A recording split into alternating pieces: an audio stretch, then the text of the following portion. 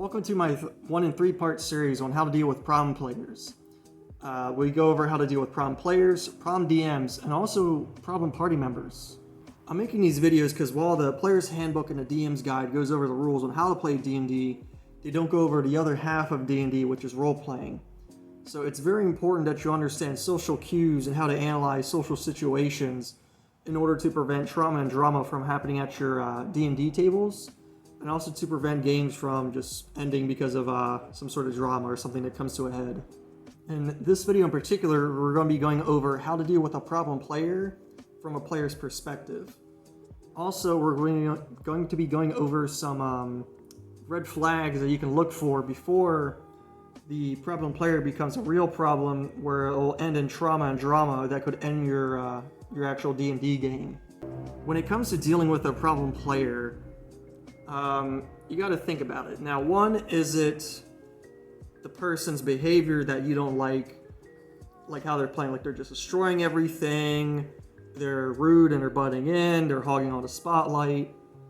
Or is it because they don't like you and that's why they're acting the way they're acting, because they actually don't like you in particular? Regardless, this kind of behavior needs to be addressed immediately. You guys just shouldn't try to tolerate each other for months on end, and then you guys just end up passively aggressively acting out against each other for however long the game lasts. So bring it up to the DM as soon as it happens, and the best result you should be looking for from the DM is that the DM removes this problem player from the game. The thing is, this problem player, they naturally acted like that in that situation. That was their natural response, to act like that. So you can expect them to naturally act like that every time the situation comes up again.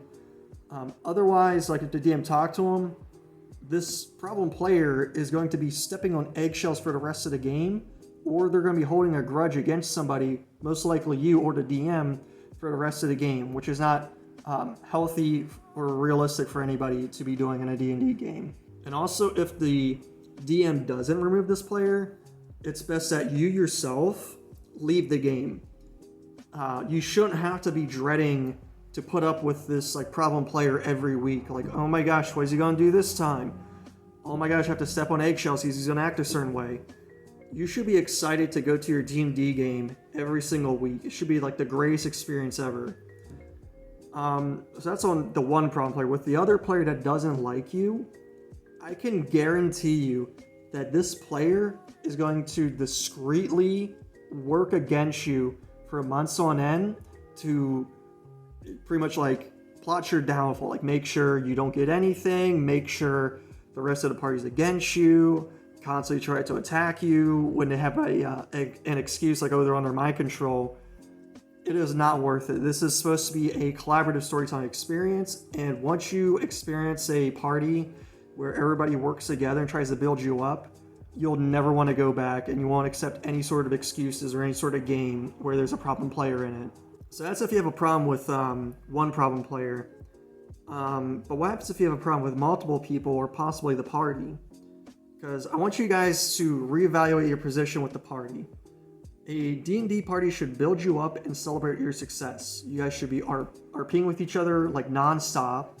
You guys should be joking with each other, building each other up.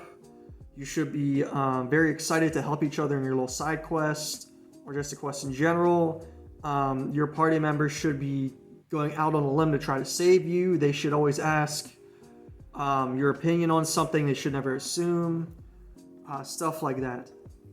A party that's actually just tolerating you, doesn't roleplay with you, constantly outvotes you, doesn't give you any magic items, constantly antagonizes you. You always have to feel like you're trying to make the party like you. And that should never be the case.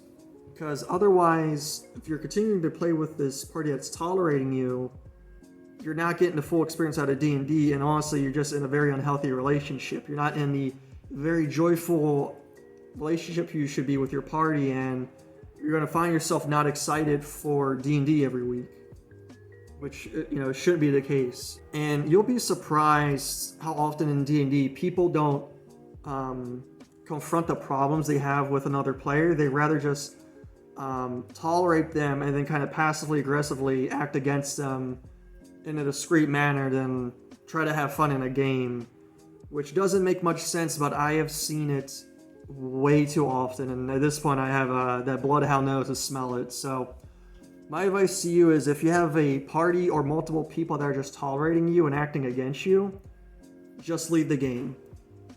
There's not much a DM could do, because the DM isn't going to boot like half the party, because I'll just end the game.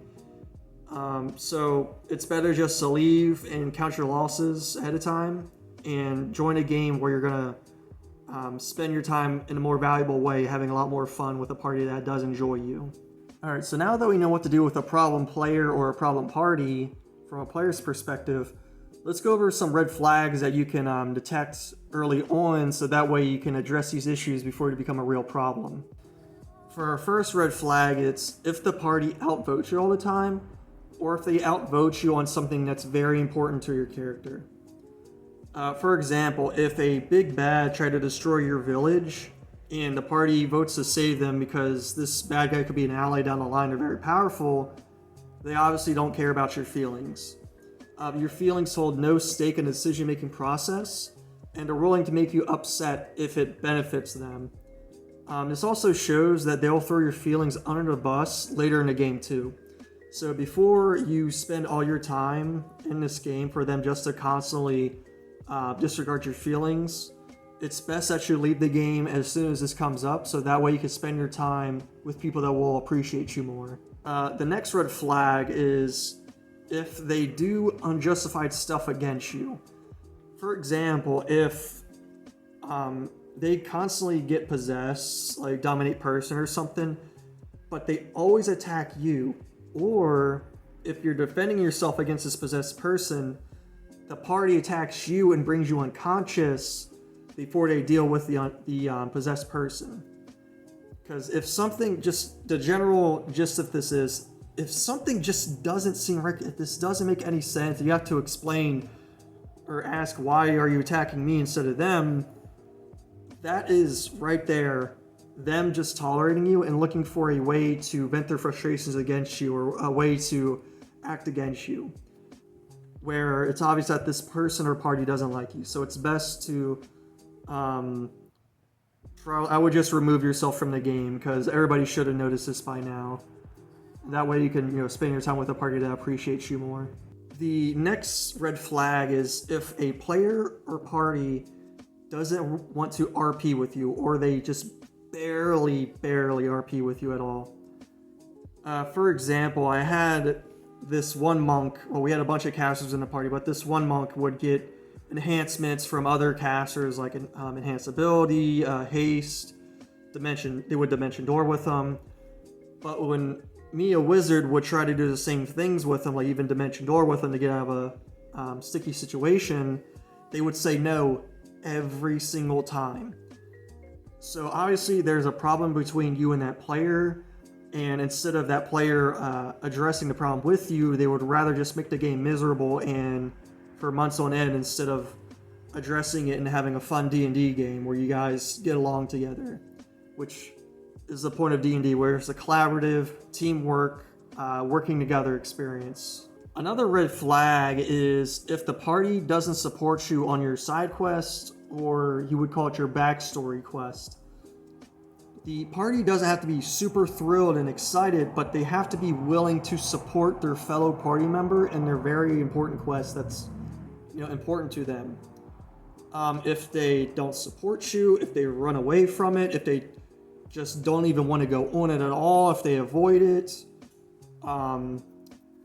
that's something you need to talk about with this player and get that sorted out, or also to talk to with the party, because this also gives you a huge wake-up call when you're standing with the party, because if they don't value enough to at least humor you in your side quests, then they're not even worth your time, because they obviously they're not interested in your character or how you're playing. Like, there's obviously some extra beef there or something where they're not willing to support you in your time of need. So it's probably best for you to end up leaving and joining a party where they support you a lot better, a more healthy party dynamic where they actually build you up and help you address any sort of story problems that your character needs for their development. And for our last red flag, it's if you don't mesh with the party's playstyle or maybe just the player's playstyle, that's causing some annoyance here. My favorite example is I seriously I don't play with this kind of person anymore myself, but it's the player where like they have to really dissect something so they can sell off like all the body parts. Like, oh, if you kill a dragon, it's like, oh, I need the teeth, the scales, the wings, the bone marrow, the liver, that part of the organ that creates the fire, the talons, the tail, the eyeball, and then like they list each item individually for like how much gold it is, and then they want to go over it in detail with the part or with the DM, and it just sucks up so much time, and it just comes up every single time you kill something or if you go into a town. So if like you just don't mesh with a certain playstyle, I would say at that point it's best just to leave the game, because for that person to be removed, you would need the whole party to kind of agree that, hey, this person needs to leave the table because they're dragging down the party. So you can try that, but you should notice this kind of playstyle early on, and it's best to leave early on so that way you can find before like you have a lot of investment in that game, so you can find like a different game that doesn't have these kinds of players. And with that, that is the end of the video. I hope you learned a lot from this, and that you're able to identify more red flags and social instances in D&D, so that way you can address something before it becomes more of a problem later on. I encourage you to watch my other 2 videos so you can further expand your knowledge on these red flags, and I hope you find a game that suits you the best way possible. Take care.